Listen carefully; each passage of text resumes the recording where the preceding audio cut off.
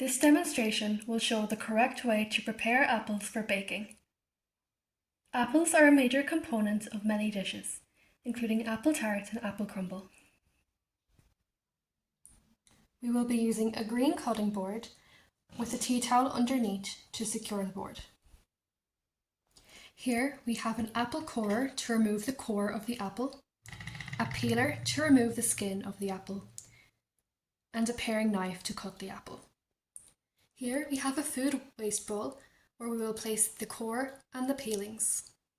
Here we have a bowl with water, a pinch of salt, and a plate covering it. We use this bowl of water to delay the apple from going brown. When we cut the apple, an enzyme in it called polyphenol oxidase, or PPO, is exposed to oxygen in the air. PPO and oxygen react and form the brown pigment melanin, and this causes the apple to go brown.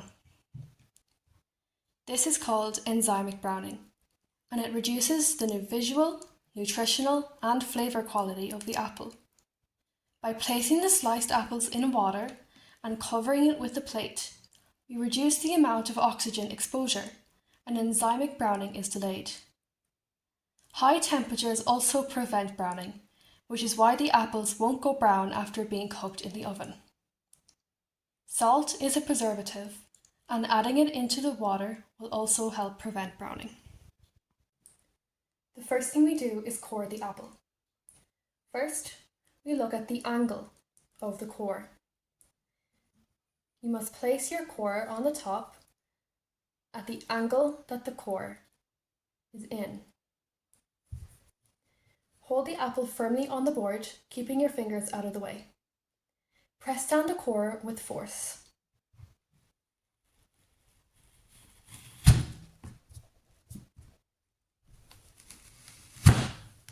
Until it hits the board underneath. Twist the core to fully remove the core.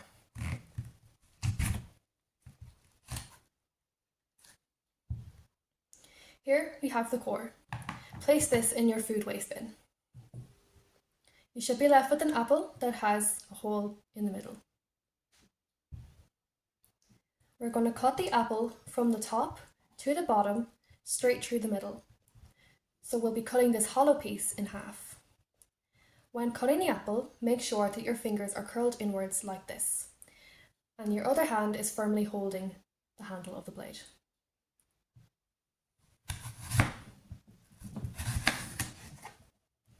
You should be left with two halves. Place half of the apple to the side, the cut part down, so the part that is exposed is on the board. This reduces the apple's exposure to oxygen and delays enzymic browning. Place the other half face down on its flat side, as this makes it easier and safer to cut. Cut down through the middle again, fingers curled inwards, until you're left with 2/4. Place 1/4 face down again to delay enzymic browning. To peel the apple, we will work with 1/4 at a time.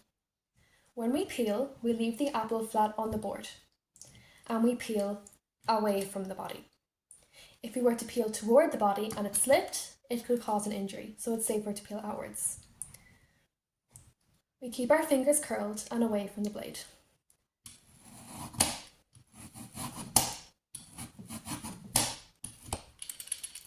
You may need to move the apple around to access the other parts. When slicing the apple, we must make sure to make them around the same size and thickness. This ensures that the apples will cook evenly in the oven and will be at an even texture while eaten. Keep your fingers curled and hand firmly on the blade.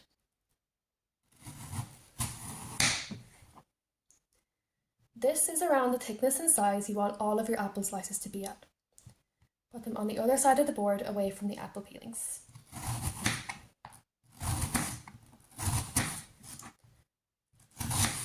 It's important to work quickly but safely when slicing the apples to reduce the amount of time they're exposed to oxygen.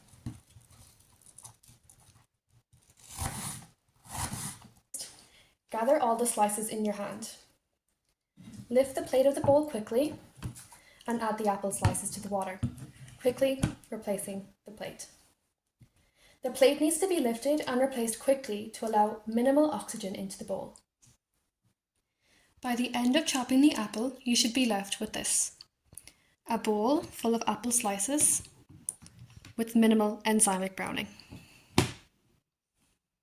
Before placing them in the tart, you must rinse the apples with water to remove the salt.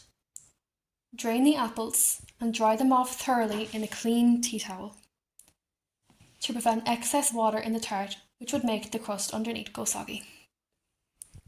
This was a demonstration in how to properly prepare apples for baking.